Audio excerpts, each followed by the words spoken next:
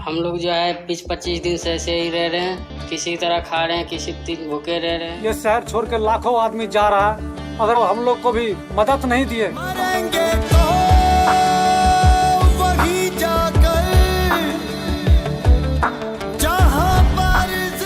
शहर से जाने वाले तुम ही लोग हो? हाँ। तुम लोग कितना बड़ा रिस्क ले रहे हो भाई। अब मरना है तो रास्ते में मरना है, यदि बच गए तो घर जाएंगे, नहीं तो मर जाएंगे तो रास्ते में रह जाएंगे। नमस्कार, एनडीटीवी की इस खास पेशकश में आपका स्वागत है। मैं हूं संकेत उपाध्याय। लॉकडाउन को 1 साल हो गया है और मजदूरों का जो पलायन हुआ था उसको भी 1 साल हो गया है। उसकी सारी खबरों को तो आपने एनडीटीवी में देखा ही, लेकिन ये ऐसी तस्वीरें थीं जिनको बार बार जहन में उतारना बहुत जरूरी है।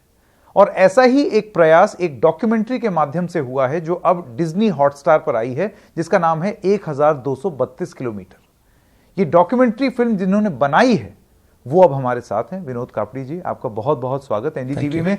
सबसे पहली बात, मैंने वो डॉक्यूमेंट्री देखी। बहुत कम ऐसी डॉक्यूमेंट्रीज होती हैं जो कि एकदम दिल को झकझोर दें, और मजबूत से मजबूत दिल वाले जो लोग होते हैं वो भी 1 सेकंड के लिए एक सिसकी भर लेते हैं।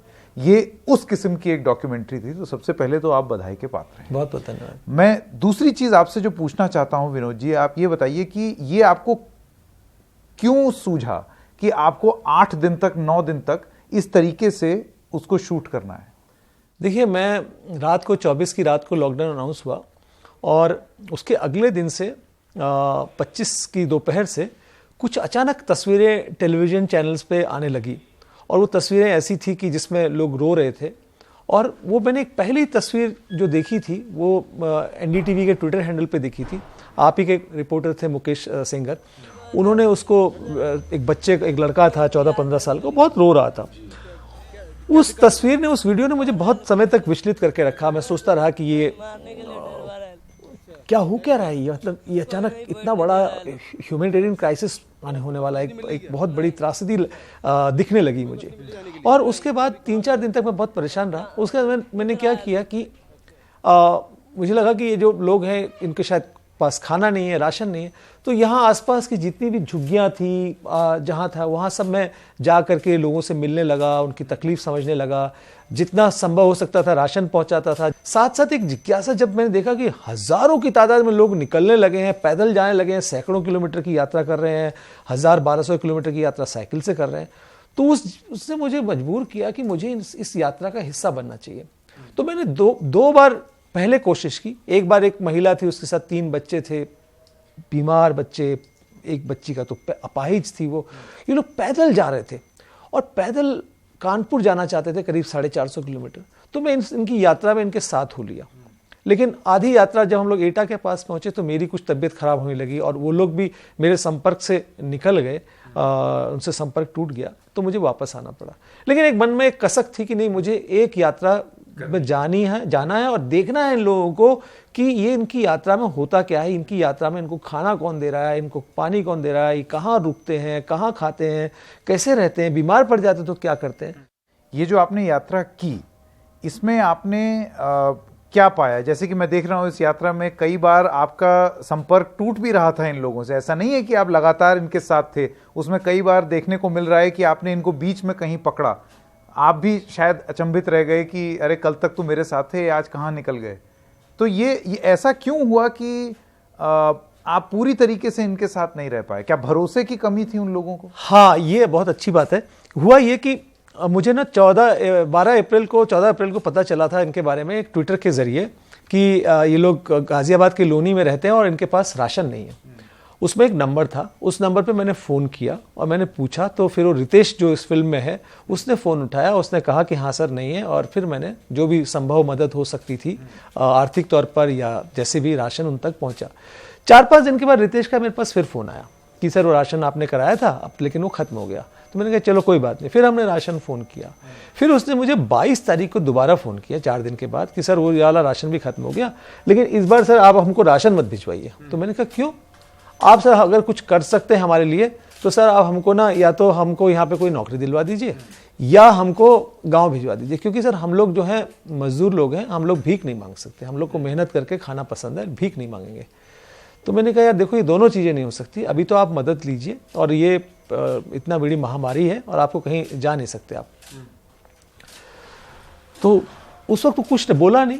उसके बाद क्या हुआ कि ये 27 अप्रैल की बात होगी, जब मुझे अचानक जो एक व्यक्ति मदद करने के लिए इनके घर पे पहुंचा हुआ था, उसने मुझे बताया कि सर वो हम राशन लेके इनके पास पहुंचे हुए और ये लोग राशन देने से मना कर रहे हैं। तो मैं बड़ा नाराज़ हुआ और मैं बड़ा अपसेट था। मैंने रितेश को फ़ोन किया, तो पहले तो उसने फ़ोन नहीं उठाया। फिर उसके बाद जब उसने फ़ोन उठाया तो मैंने कहा, रितेश आपको मदद के लिए लोग वहाँ राशन लेके खड़े हैं और आप मना कर रहे हो। बोला हाँ सर हमको राशन नहीं चाहिए। तो मैंने कहा क्यों नहीं चाहिए आपको राशन? बोला सर क्योंकि हम लोग तो निकल गए हैं बिहार के लिए। अच्छा। कहाँ के लिए निकल गए? बोले सर हम जा रहे हैं सहरसा। तो मैंने कहा कैसे जा रहे हो? तो उसने कहा सर हम साइकिल से जा रहे हैं। तो मैंने कहा साइकिल से जा रहे हो? तो मैंने तुरंत उनका गूगल में चेक किया, गांव का जो नाम था, तो देखा ये तो 1232 किलोमीटर है। वहीं से टाइटल आया है। हाँ वहीं से टाइटल आया। तो मैंने कहा रितेश तुम लोग को पता है कितनी दूर है? बोला हाँ सर 500-600-700 किलोमीटर है यहाँ से। अरे मैंने कहा नहीं भाई 1232 किलोमीटर दिखा रहा है इसमें, तुम कैसे पहुंचोगे वहाँ पे? अरे सर पहुंच जाएंगे हम। तो मैंने उससे कहा अच्छा ठीक है। तो मैंने सोचा कि ये ग्रुप है जिसके साथ मैं ये यात्रा कर सकता हूँ। तो मैंने उसको कहा कि अच्छा रितेश सुनो, मैं आता हूँ तुम लोग के साथ। आप क्या करोगे सर आकर के? अरे मैंने कहा आऊँगा ना, मैं देखूंगा तुम लोग कहाँ जा रहे हो। नहीं सर आप क्या करोगे? मैंने कहा अब तुम अपनी अच्छा लोकेशन भेजो। तो उसने मुझे पूरी रात लोकेशन नहीं भेजी। अगले दिन मैंने अपने मतलब रात से ही मैंने सहयोगी से बात करना शुरू किया।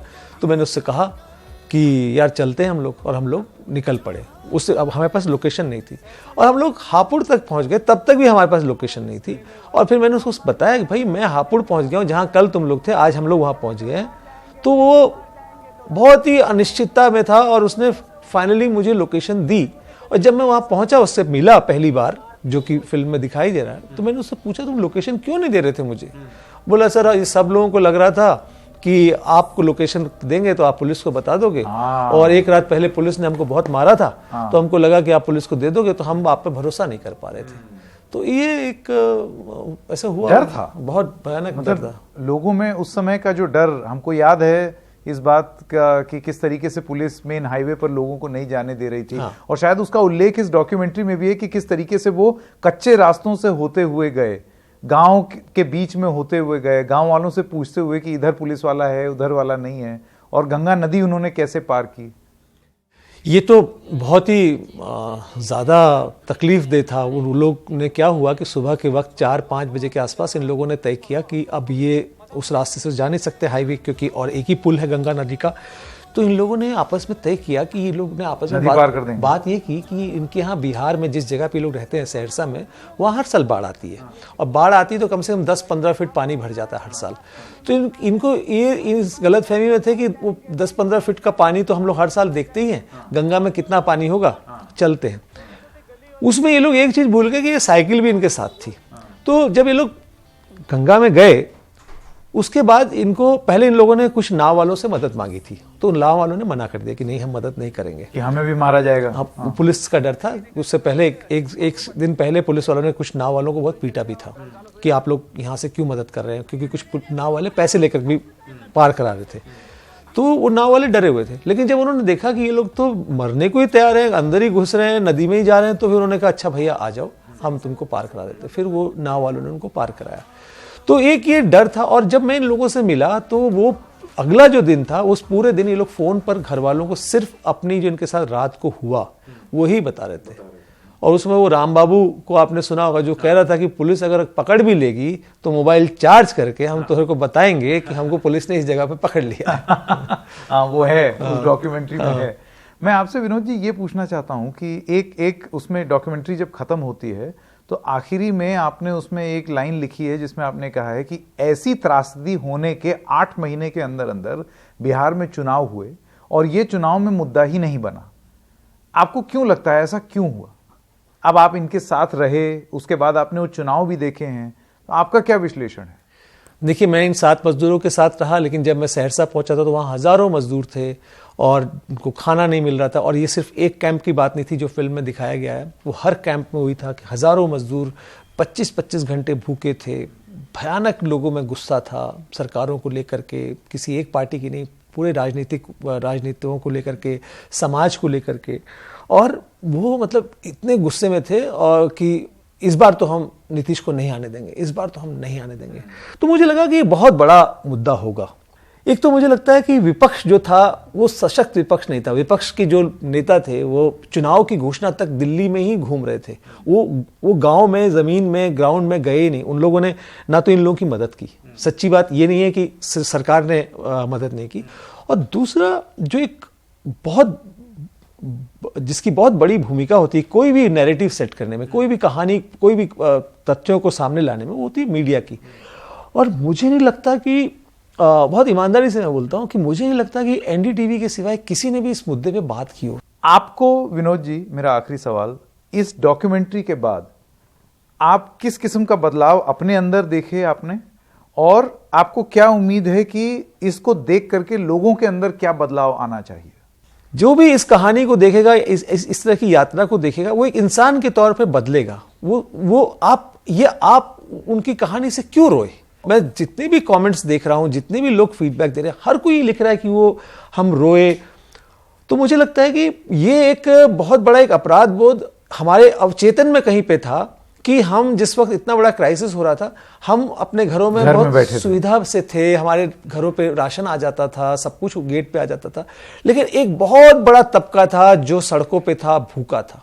दूसरा मुझे लगता है कि जो मेरी जिंदगी में बदलाव आया, ये सब लोग जिंदगी में पहले आते थे, कारपेंटर, हमारी मिस्त्री, घर में रेनोवेशन का काम हो रहा है, कार की सफाई के लिए लोग आते हैं, हमको इनके नाम नहीं पता होते थे। और बहुत सारे लोगों के फोन में आज भी नाम उस तरह से सेव नहीं होंगे कि कार क्लीनर, फिश वाला, इस्त्री वाला, मतलब आयरन वाला, आयरन मैन, जो भी कुछ ऐसे हम लोग नाम सेव करते थे, न्यूज़पेपर वाला। मुझे लगता है कि मेरी जिंदगी तो अब इस तरह से बदल गई है कि जैसे अब सबके मैं नाम लिखता हूं, अब मुझे सबके नाम मुझे पता है और सबके नाम से मेरे मोबाइल पे उनके नंबर सेव्ड हैं। विनोद कापड़ी जी, बहुत बहुत धन्यवाद एक बार फिर, और उम्मीद है कि और लोग आपकी डॉक्यूमेंट्री देखें और ये चीज़ महसूस करें जो आपने महसूस की, और वो संदेश लोगों तक पहुंचे। बहुत बहुत धन्यवाद। थैंक यू संकेत, thank you so much, thank you.